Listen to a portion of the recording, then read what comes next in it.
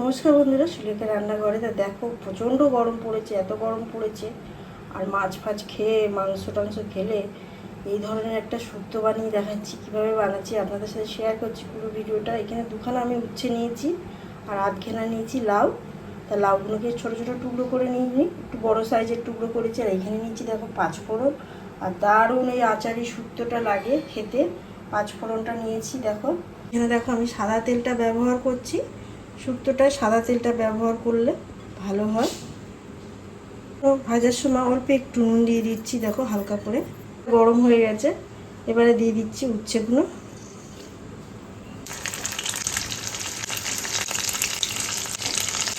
হালকা করে ভাজা হচ্ছে।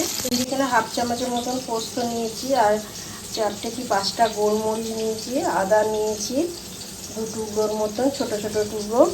আর এখানে নিচ্ছি দেখো পাঁচফোড়ন, সামান্য দেখো রাঁধুনি, সেটা নিয়ে নিলাম, ধুয়ে পরিষ্কার করে নিয়েছি। সেগুলো দেখো ভাজা হয়ে গেছে, একদম হালকা করে ভেজে নিয়েছি। তারপর তুলে নিচ্ছি। আর এবার দিচ্ছি দেখো অল্প করে বড়ি। বড়িটাকে হালকা করে একটু ভেজে নেব।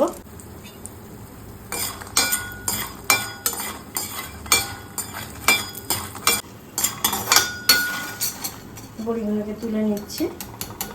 কড়াইতে দেখো অল্প একটু সামান্য তেল আছে, দিয়ে দিলাম পাঁচফোড়ন।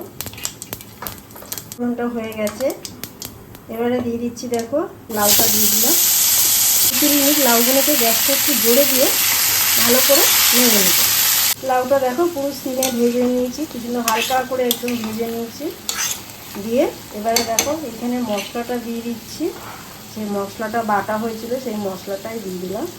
বাটিটা ধুয়ে একটুখানি মশলার জলটা দিয়ে দেবো, যেহেতু শিলে বাটা মশলাটা দেখো হচ্ছে। সামান্য 1 চামচের মতন দই দিয়ে দিলাম। ওটা বেশি কষার দরকার নেই। দেখো দিয়ে সব কিছু এবারে 2-3 মিনিট নাড়িয়ে নিয়ে জল দিয়ে দিচ্ছি আন্দাজ মতন। দেখো এখানে আন্দাজ মতন জলটা দিয়ে দিয়েছি।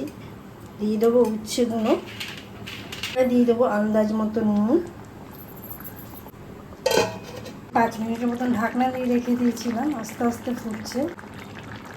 লাউটা পুরো সিদ্ধ হয়ে গেছে। আর দেখো কালারটা ভাবছো কীরকম দেখতে হয়েছে, কিন্তু খুবই সুন্দর একটা গন্ধ বেরিয়েছে। বাড়িতে না বানালে বুঝতে পারবে না। এবারে দেখো ওপরে বড়িটা দিয়ে দিলাম। বড়িটা দিয়ে হালকা করে একটু নাড়িয়ে নেব।